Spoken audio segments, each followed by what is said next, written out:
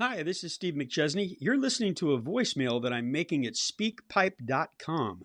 Since my show is not live, this is your opportunity to ask me a question or leave me a voicemail that I can play on the air. It's the next best thing to being here. Just go to speakpipe.com/Steve McChesney. That's speakpipe.com/Steve McChesney. And you can leave up to a 3-minute message. I look forward to hearing from you.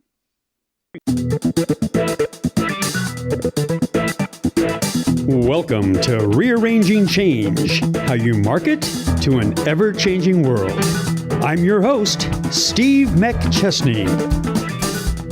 Hi, everybody, and welcome to episode number 15 as we continue on with our motivators. Now, I want to remind you again that even though we're only going to talk about one motivator on this episode, you want to use as many of these motivators that we've been talking about for the last couple of weeks in your marketing efforts. The secret is to use as many of these as you possibly can. Now, I'm going over them one by one just to kind of like highlight and spotlight what that motivator is. But when you actually do your marketing, add as many of them as you can. So today, we are going to talk about comfort. Now, I just want you to imagine this. Imagine it's a really cold evening and snow is falling outside, turning that landscape into a winter wonderland. It's beautiful. Now inside the house, there's a fire roaring in the fireplace. You're going to have on your favorite slippers. You're snuggled up next to your spouse on the couch. It's so nice and cozy. You have your feet up as you both enjoy a hot cup of cocoa. It's the epitome of comfort. Now, what I just described to you could have been an advertisement for the fireplace, the couch, the slippers, or the cocoa. Maybe it was an ad for a ski resort. The point is, we all like to be comfortable, and comfort is a strong motivator when you're marketing your products and services. Now, some of the obvious companies that use comfort are clothing companies, shoe companies, underwear, lingerie, all comfortable. Anything that makes you feel comfortable is comfort being used as the motivator. Now you're going to see it being used in ads for furniture or beds. You know, how comfortable is that mattress? How comfortable is that big couch or chair that you have, a recliner? Cars use comfort. You know, when they ask you to sit behind the wheel of that car, they're using a bunch of different motivators on you, but one of them is the fact of how comfortable is that seat that you're sitting in. You know, does it have comfortable features like lumbar support, heaters? Using its comfort. Airlines use comfort. When you buy an airline ticket nowadays, you get a regular coach seat. But if you want to be really comfortable, you need to upgrade, right, to business class or first class, or not even those anymore. Now it's just to the front of the coach class where there's 2 chairs instead of 3 in your row. So it's just giving you some more comfort. Hotels use comfort. In fact, I will tell you a story about a hotel I went to, and I was brilliant, I thought, when I walked up to the front desk and I checked in, gave them my credit card. Before they gave me my keys, they said, "Sir, which pillow would you like?" And they had samples of 3 different pillows, a soft one, a medium one, and a firm one. Talk about comfort, using it as a motivator. It was a brilliant move by the hotel. And then, of course, we have food. You've all heard of comfort foods, right? So comfort is a huge motivator. If you can find a way to use comfort, think about whatever it is you're marketing or you're selling, and how can we attach comfort to that? How can we make this a comfortable product for our clientele? Because if we can, that's another motivator that's just going to lead to positive results for you. All right, when we come back, Ron Seggi. My friends, I'd like to offer you a free copy of my international best-selling book, Rearranging Change, How You Market to an Ever-Changing World. Just simply go to rearrangingchange.com. That's rearrangingchange.com. Rearrangingchange.com. I will pay for your book. You simply pay for the shipping and handling. Once again, a little gift from me, Rearranging Change, How You Market to an Ever-Changing World. Go to my website, rearrangingchange.com, and get your free copy today. All right, welcome back to the show again. Our good buddy, Ron Seggi. Ron, who'd you bring with you this time? Oh, you want to talk business? We got the queen of business, Barb Corcoran from the Shark Tank. What Oh, a yeah. powerhouse young lady she is. Whoa. Man, yes, yes. She is she's definitely a shark, but definitely an entrepreneur. Wow. Perfect. Great. Ready to take a listen? I am. Okay, here we go. Live all across the USA and around the world, it's Ron Seggi today, and I'm delighted to have our next guest with us. She's been on the show with us in the past. Quite a lady, and of course, she's part of ABC's hit reality show Shark Tank. And she's got news to talk to us about, as she did last year, about the Seal of Approval contest, announcing a $10,000 prize and, most importantly, a private consultation with the winning business. Joining us right now is Barbara Corcoran. Hi, Barbara. How are you? Nice to hear your lovely voice again, Ron. It's so comforting, warm and cozy kind of voice. Well, I love when you There talk are three like... prizes, Ron. By the way, three prizes, three winners, not just one. We're not that mean-spirited. We want to let that money and the consulting go to three different people. Well, you know, if you remember, and I'm sure you don't with all the things you have on your schedule, last year when we chatted, I said I would pay $10,000 to have lunch with you because it would be worth every penny of it. So, you know, you probably have a better deal with me right now as far as you personally is concerned. Why don't you send me the $10,000 as a deposit, and I'll give that serious thought. Okay. Can I post-date that, though, Barbara? Can I do that? No. Don't be a wise guy. I'm not being a wise guy. I'm dealing straight with you. You just heard that. I know that. Well, tell us about this now. It's you and on deck, $10,000 to three different businesses to invest, an in-person strategy session. And I mean this, Barbara, with you having an in-person strategy session for anybody who has any business acumen, that's fantastic. And the fact that you get a chance to promote the business there on social media. So tell us about how you do this and what people are actually qualified to get this great reward. Three of them. Three. Well, qualifying is really rather easy. All you do is go on Facebook.com, On Deck Capital, and apply. It takes you a minute to 2 minutes if you type slow. But what you have to do is you have to explain to me if you get the $10,000, if you're the winner, and if you get a chance to consult with me one-on-one, what are you going to use that money for? What are you going to, and what I'm looking for is someone who's a little bit street smart, someone who's not going to get so fancy, and if you want to have a hint, I generally look for something that leads directly to sales. Because when you have sales in a business, all other problems are cured. When you don't have the sales, every problem hurts. And so we're looking for practical-minded business owners who think they can make a difference in their business if they had just that extra found $10,000, had it today, what would you do with it? Now, you know, Barbara, I've been self-employed for many years, owning radio stations over my career. And so I certainly know what it's like to have $10,000 worth of input. But I think a lot of times that money is used foolishly, and I'm hoping that you guide these people, because, you know, some people will say $10,000, sounds like a new car to me, you know what I'm saying? Well, let's hope that I can not pick an entrepreneur like that, but we have a safety net here. Remember, I'm sitting down to talk with them. I plan on asking them where they're spending their time, where their sales came from to date if it's an existing business, what was most productive, what wasn't.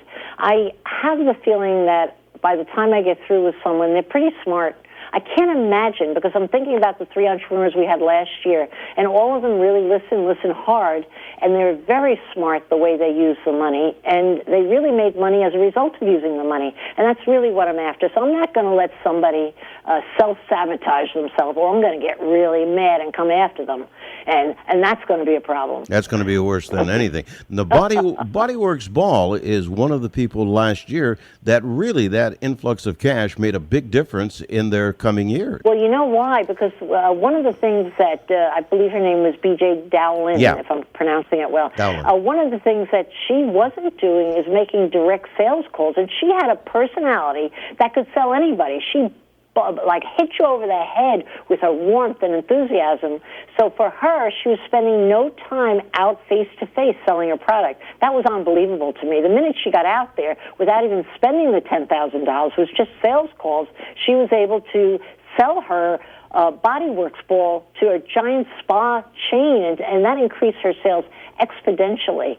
And so that was, almost her mother could have told her that if she had sat down and listened to her a bit. But that was really the key that unlocked her own power. She was hiding it inside, developing like as though she was a scientist rather than going outside with the ball and letting people see the force behind the ball. Well, Barbara, correct me if I'm wrong on this. I think the biggest problem people have when they go into business is that they are well-versed, they're well-educated in the business. And I don't mean the business world. I mean whether or not they're going to have a tennis court or a service industry or whatever the case may be. Mm-hmm. What they don't know is sales. Now, I learned sales a long time ago from my late father. And being in the broadcasting business, people complain, oh, you got so many advertisers. Well, if you didn't have that, you'd be a stereo set, basically. People don't realize that the sales is the heart of the deal. And so many times they concentrate on the product and or service and have no clue as how to market and substantiate that business without the sales effort. Ron, I don't think I could even say what you just said any better, but you are so right, and people are so wrong in not acknowledging that. I have never, in all the years, I've been on Shark Tank 8 years, I've invested in over how many businesses? I've lost count. Well over 50 businesses. And I can tell you, when I don't have when I don't have an entrepreneur who could sell his service or product, that business is dead on arrival. They could get the exhaust and the boost from Shark Tank because suddenly you're famous overnight. But the minute that dies down, the business goes nowhere. Sales is the heart, and it's like the kitchen of the house. It's the heart of the deal. It's the heart of the business. And if you can't sell, the only thing you could do to save your soul in a business is to get yourself a partner who can, and make them a partner as quick as you can, because you can't do well in business. The reason you have so many radio stations is not only that you were blessed with that delicious, deep resonance in your voice, but that could have been you could have been using that on your neighbors for the rest of your life, but instead you were able to sell your way into success. And yes, you are totally correct. It's the most valuable part of being an entrepreneur, coupled with, and I'm sure you could confirm this, getting over rejection and the hiccups and the obstacles along the way. Just staying with the program. But without the sales, you don't even get that opportunity. Well, I always say that the rejection is when the sale starts. I mean, I always chuckle when somebody says, I made a sale. What did you do? Well, they came into the car dealership and I sold them a car. No, they came into the car dealership because they were in the market for a car, okay? All you had to do is close the deal. The order. Take the order, yeah. With all due respect to clerks in department stores, if there's any more department stores left, they are just that. They're not salespeople. They're clerks in a department store. Once in a while you meet one that's phenomenal. Yes. Once in a while you meet one who knows the product, loves it, and is contagious, and you walk out spending 3 times more money on the jewelry that you never planned on spending. My wife gets upset with me because whenever I don't buy something from someone, I sit there and talk to them for a half hour. And she says, just leave. I said, no. These people are salespeople. They can't be let down quickly because it takes away their moxie. You're a sweetheart. You've got a soft touch. You're nicer than me. I think I love you. According to the Federal Reserve Bank, this is not a surprising figure to me. Some people listening to her voice might think it is. On an average, 33 hours. 33 hours to make a loan application and provide all the data that's necessary to get granted a loan with a large institution. It is a joke. It's really shameful. Oh, yes. All the banking institution requirements are a joke. As far as I'm concerned, it's a scam. If you don't need the money, they'll give it to you, But absolutely. Tell us in the moments we have left, Barbara, because I know you're on a busy schedule, how do people listening apply for this Seal of Approval contest? It's very easy. You go on Facebook.com, On Deck Capital, and you simply fill out the form. It's as simple as that. You only have till November 14th. But short of that caveat, it's a snap to do. It takes you about a minute. But make sure you're good in your reason as to what you're going to use that money for, because I'm a harsh judge. I'm a mean son of a gun, and I'm going to look to tear your idea to shreds on how you're going to spend that money. I don't want you losing it. I would love to go up with you. I really would. And after failing at 22 jobs, my friends, Barbara is now part of a $6 billion business, and that means perseverance is the name of the game.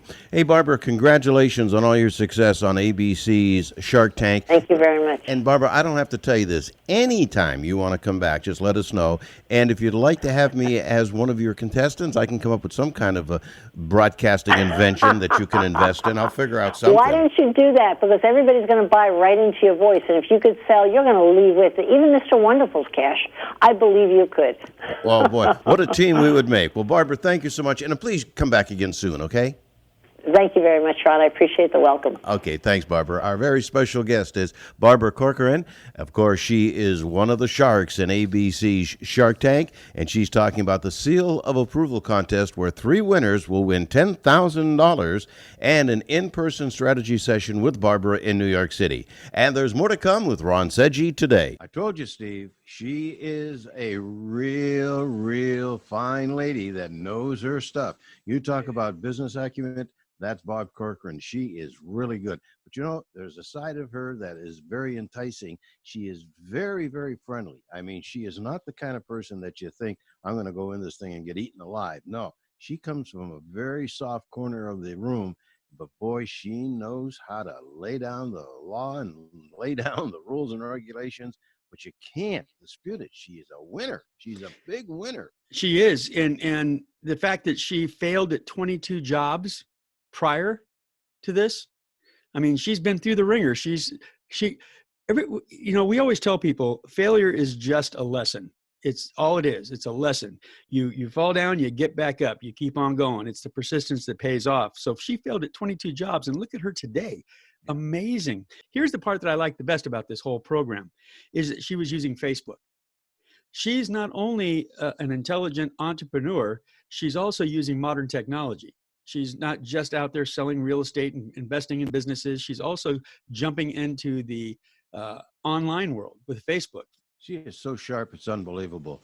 And I just love the way she interacts, because I think I made the joke in that interview, because I've interviewed her a few times, that I would pay her $10,000 to have lunch with her. And She said, fine. She says, when do I get the check? And I said, well, the check's in the mail. She said, don't start that with me. That's right. Yeah. She's not buying that. She's not buying that. But she also mentioned that sales is the heart of the business. It is the kitchen of the house. The most valuable part of being an entrepreneur is the sales. And it is the truth, isn't it? Sales is the blood. Well, they always say that all the departments are the arms and the legs and the hands and the mouth and the hearing. But if you don't have the heart, then the whole thing dies. Yep. And that's the sales. That's right. We got to have the sales. Well, Ron, thanks again. Great interview, as always, because you always over-deliver. You are the best. There's no doubt about it. Ladies and gentlemen, my friend Ron Seggi, once again, thanks, Ron, and we'll see you next week. Thanks, Steve. All right, guys. That's wrapping it up for this episode. And again, send me an email, steve@rearrangingchange.com. Any questions, any thoughts, any concerns, anything you want to hear about or talk about, send me that email, steve@rearrangingchange.com, and we will talk to you next time. Thanks for listening. We'll see you next time on Rearranging Change. Make sure to visit my website, stevemcchesney.com. Sign up for my newsletter. We'll be talking soon.